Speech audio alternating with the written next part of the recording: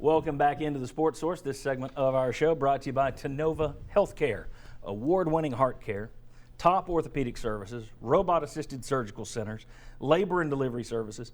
No one wants to need the help of a hospital, but if you do, I hope you will trust who I trust, and I trust Tennova Healthcare. They've taken care of my family many times. Tennova. Learn more at Tennova.com. All right, we're continuing our look at the high points since this show launched back in 2003. We're going to turn to basketball here, and again, this list is in chronological order. We're not ranking them. Chronological order. 2004, 2005, Pat Summitt wins number 880, passes Dean Smith, becomes, at that time, the winningest coach in college basketball history. I think that belongs on there, obviously. 2005, well, there are a lot in 2005, 2006. All right, first of all, UT beats Texas and Rick Barnes, 95-78 at Texas, which basically set off Pearl Mania. That took Tennessee to 6-0. That's when a lot of fans said, okay, I'm starting to believe. I was there in the arena, and I did not believe my eyes. It was like, hello, Tennessee basketball is different. You might have been, I believe you were a 16-point underdog in that game. Big upset. Then 2005, 2006, later in the year, Vols win 75-67 at Kentucky to go to Rupp Arena and win, and that's the one that the post-game celebration of Bruce Pearl ripping his shirt off in the locker room became one of the the more memorable images of that season. And I think Dane Bradshaw was the one that was in there with him as they were kind of celebrating there. But so many of these Bruce Pearl moments from 05, 06. Here's another one. The Vols win at Florida, 76-72, as Dane Bradshaw steals an inbound, our own Dane Bradshaw from this very show, steals an inbounds pass, hits a bucket, seals the East Division title, which was just phenomenal at that time to think that that team that had been so average the year before under Buzz Peterson had taken such a leap forward. Then we put in there, this isn't one thing, but from 2000 to 2008, Chris Lofton, all of the records for the three-pointers made, named an All-American twice, all-conference, and beat cancer while he was at it, and was one of the best ambassadors for UT that the school's ever had, I think. No doubt, and just think what just having somebody with 3/4 of his ability would have meant to Tennessee over these last few years. Yeah. I had a chance to visit with Chris on this past Monday, and it was great seeing him again.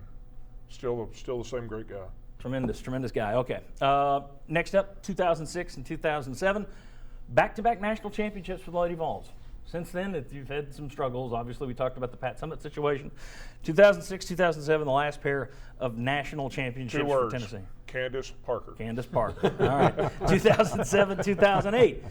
We're just going to put down the entire season here, okay? Because let's look at that 07-08 year. Tennessee goes 31-5, best record ever. They beat Memphis 66-62. Upset the number one team on its own floor, grabbed their first ever number one ranking. They won the SEC outright. Pearl was named SEC Coach of the Year. I don't know, well, certainly you've never had that good a year in basketball before. I think Rick Barnes was the right hire. I don't know that he can ever achieve what they achieved that year, at least before they got to the tournament, which we'll talk about in the pain segment. Chris Lofton told me Monday that game in Memphis when they number 2 beat number 1 was his number 1 memory of his career. And it's a game in which he did not make a three-point basket. It was 0 for 4. I've forgotten that. Yeah, scored 7 points. But then right after that, you had to go to Vanderbilt. Well, Chuck, we're doing a TV show here. You know the rundown. The segment's Pleasure, What a surprise Chuck brings the pain. Next up, 2009, 2010. This one was, you're coming off a bad thing. You had 4 guys suspended, and you upset number 1 Kansas. And I remember Bruce Pearl and Tony Jones hugging after that game. Pearl looked like I think he was crying. He's an emotional guy, but I think he was crying after that game. One of the most unbelievable upsets, considering the situation I've ever seen. 2009, 2010, Tennessee beat San Diego State, Ohio, and Ohio State and Thad Matta to reach the Elite 8 for the first time in program history.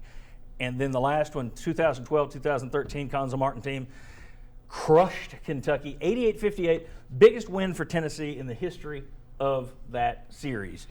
Any comments on these? Do we agree that all these are pleasurable? You go back to the 2009-2010, and at that point you kind of think this upward trajectory is going to go on forever. And Tennessee basketball, that was probably for the men's basketball team the height of the pleasure. Yeah, the high water Is it mark. just me, or does it seem like the basketball pleasures were better than the football pleasures in this era? I want to agree. Yeah, I I want to think agree you- with some yeah, of that because yeah. I think the football pleasures, you were looking at individual games surrounded by some mediocrity, But- whereas this was just good. Yeah, and a lot of this you achieved more. I mean, you had Yeah. the Lady Vols winning back-to-back national championships. You had UT basketball going 31-5. You beat Kentucky by SEC 30. championships. Right, I mean, you can Yeah. just go down the list. Yeah, they would have to rank higher. You Yeah, know? because in football, you're chasing and you're competing against your past history, which Yeah. of course is outstanding. And with Yeah. basketball, those were history-making moments. Yeah, that's another good point. That you've had greater success in football, whereas that was the best you've ever had in basketball. Anything you feel should be in there that wasn't in there. Maybe a little bit more Conzo Martin. Yeah, the Sweet 16. The reason that one was debated, I took that one out, and here's why. Because half the fan base didn't want him to go to the Sweet 16. You had all those petition crowd that they were saying, you beat Mercer, so what? They didn't want him to win. So when we're looking at biggest pains and pleasures for the fan base, I don't think the vast majority was really enjoying that as much. I think a lot of people had made up their mind when he was losing at Texas A&M. We're done with him. Do you guys disagree with that? Do you think most I don't fans know about enjoyed the it? vast majority, but certainly a pretty good segment. Yeah, I think the majority of fans were supportive of the program because to And- them it's and not enjoyed- life and death. and I enjoyed think that they run. enjoyed the team coming together and an unlikely run. I see it like 75-25, and if there's 25% that was against it, I would say that's a sizable chunk. It is. wasn't It was a fair chunk. While we're comparing football and basketball pleasures, the top 20, I think beyond a shadow of a doubt, firing Derek Dooley is number one of all of them. All right, time to switch gears here.